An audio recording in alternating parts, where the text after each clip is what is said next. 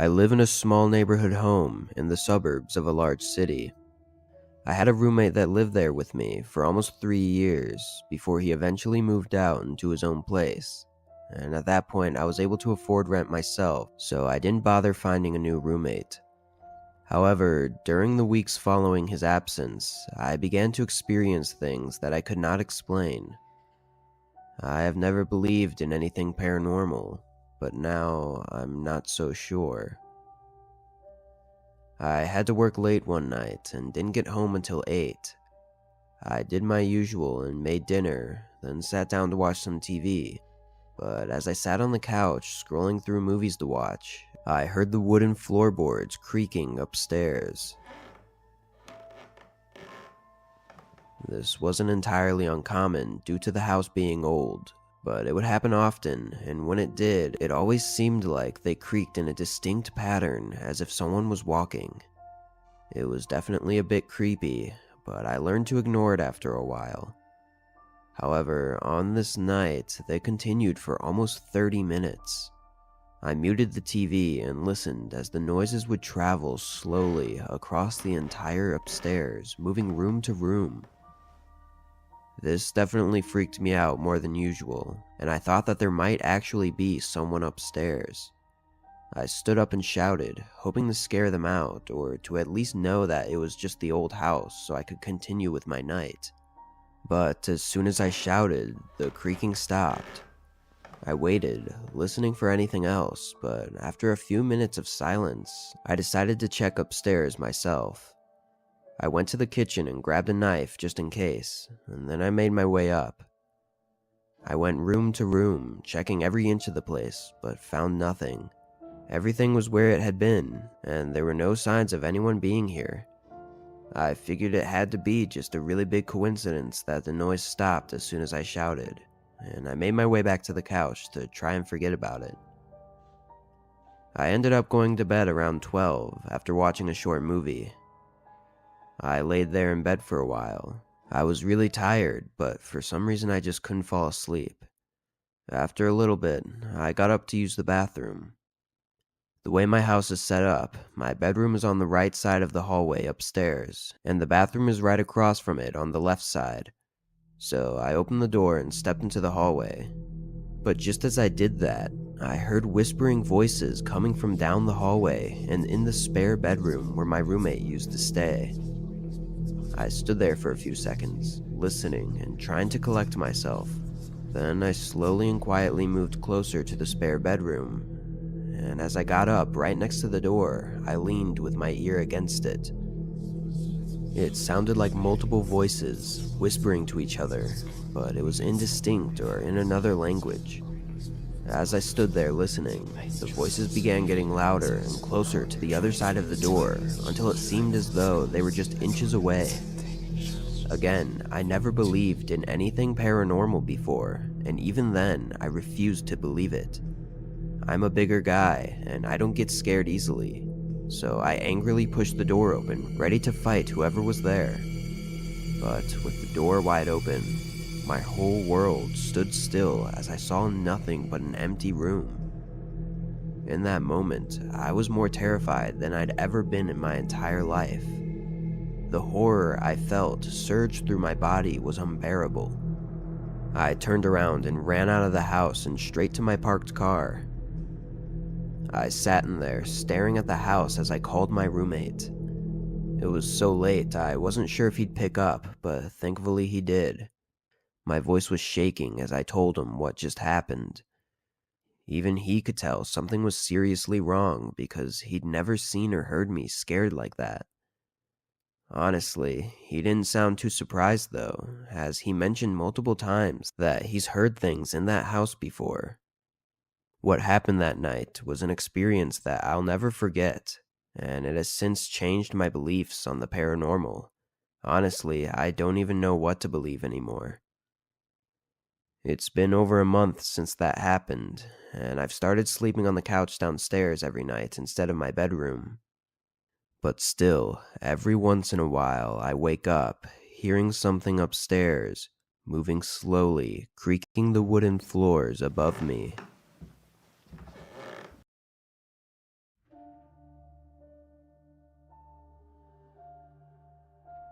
I've had a lot of inexplicable experiences in my life, some that even today I can't wrap my head around. My first thought isn't necessarily that it's the paranormal, as I'm not sure if I believe in that kind of thing. I have an open mind, but I don't buy into things that easily. Most things that happen, I blame on my mind playing tricks on me, or sleep deprivation, or simply the fact that it could be a mental illness that has gone undiagnosed. There is one moment though, or I suppose a few moments, that have been on my mind for some time now. One happened while I was in the shower, and as water poured over my head, I heard my brother yell my name. Bree. Bree. The second one was louder than the first, as if something was wrong. I could have sworn I heard my dog barking as well. Annoyed but concerned, I got out and cracked the door open, then called back to them. But after waiting a few seconds, there was no response. I quickly dried myself off and put on my robe, then headed downstairs asking what they needed again. However, I still got no response. My dog was on her bed, fast asleep, and my brother was nowhere to be found. I looked out the window, and their car wasn't even there. This wasn't the first time my mind has decided to play these annoying games, so I didn't really think much of it, honestly. I've had auditory hallucinations before, none to that degree, but maybe they're getting worse and I need to sleep more. That's my way of trying to reason with myself, and it worked the next time that I heard my brother yell my name and they weren't there. But then it happened a third time, and then a fourth, my brother calling for me loudly and distinctly. That's when I started to get worried. I thought I was genuinely going crazy. I decided to bring it up to my brother while playing Borderlands one night. We talked about our mental health a lot because our parents don't believe in therapy, so we kind of became each other's safe haven. I explained everything that's happened over the past month, and instead of giving advice or sympathizing like he usually does, he just gets really quiet for a second until he says he's been experiencing the same thing, except it's been our mom yelling his name, but she's never been home when he goes to check. He says it's happened around 5 or 6 times, maybe a month or two ago, but he also thought his mind was playing tricks. It seemed after that talk, things began to stop. I didn't hear anything for almost 3 weeks, but then something happened that I'll never forget and will probably never have an explanation for. I was sitting in my bed in my room, scrolling through Instagram, when my mom starts aggressively calling my name from downstairs. I've never heard her voice before. It was always my brother's, so I didn't even think anything weird of it. I was about to get up and see what she wanted, when suddenly my mom burst through the door, asking me what I wanted. I didn't know what to say, but I could tell that she was annoyed by the look she gave me. She asks me again what I wanted, and I just kind of shook my head, trying to understand what was going on. Then she angrily sighed and said not to yell her name while she's making dinner, and walked out, leaving the door open. Still in shock, I got up to close the door, but as I walked across the room, my heart stopped when I came to the realization. I immediately sprinted over to the window and looked at the driveway. My mom was at work. I slammed my door shut and sat on my bed crying as I called my brother. I was absolutely terrified and wanted to get out of the house, but couldn't even get myself to go downstairs alone. My brother didn't pick up as he was at work, so I was left stuck there. I ended up locking myself in my small bathroom while I waited for either my brother or my mom to get home from work, though I knew it would be hours. Thankfully, nothing else happened until my mom got back, and this time I was very hesitant when she called for me, but it ended up being okay. I told my brother that night, and he said he'd never had anything like that happen to him. To this day, I still have no answers as to what I was hearing and seeing, but honestly, I'm writing this and sharing it in hopes to be able to forget about it and move on. I don't want to know anymore, because I don't think I can handle the truth if it really was the paranormal.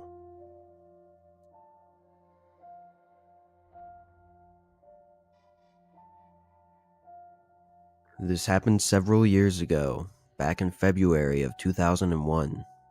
My friend, who I will call Jake for privacy reasons, invited me on a long weekend trip to a remote cabin that his uncle owned in northern Saskatchewan, and I agreed to join him, so we drove the long 6 hours from my house to get there. Let me give you a brief layout of the grounds before we continue. It was a small single-story ranch-style cabin with a kitchen, 1 bedroom, 1 bathroom, and a living room. There was no electricity or running water, and it was surrounded by forest on all sides. The only way in or out was down a long, unpaved driveway. We arrived at the cabin around dusk. The next day, Jake and I walked around the forest to search for some firewood, and about an hour into the walk, Jake spotted an abandoned house out in the distance. It was nestled among a group of trees, and this was rather strange as we were in the middle of northern Saskatchewan and civilization was miles away. Jake wanted to check out the house out of curiosity, and although I was hesitant to go inside, I reluctantly joined him. We entered through a boarded-up window. Once inside, we were greeted with a musty smell. As we were roaming around, I noticed a door that headed into the basement.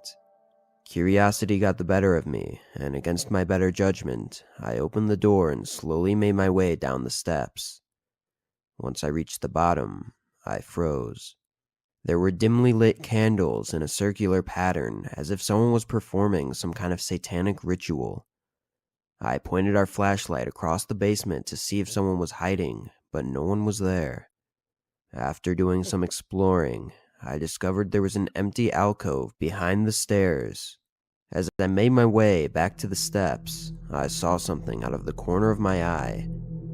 Under the stairs, which had been cleared just moments before, there was a black figure staring directly at me. It looked to be at least 8 feet tall, and once I saw its eyes, I knew I was in the presence of something inhuman. A pair of glowing red eyes stared back at me, full of hatred and malice. I then heard a low, repulsive growling, and without hesitation, I bolted up the stairs. Jake was still exploring the empty dining room and heard me coming up the stairs. "We need to get the fuck out of here." We left through the same way we entered. Our story, however, does not end there. When we finally returned to the cabin, I told Jake everything about what I saw, and to my surprise, he believed me.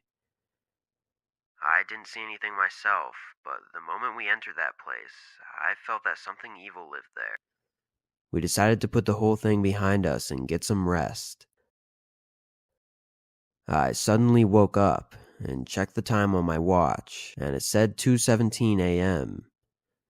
Things were dark and quiet, but I felt that something was amiss. After a while, I heard subtle footsteps outside the bedroom door. This was also when Jake woke up as well.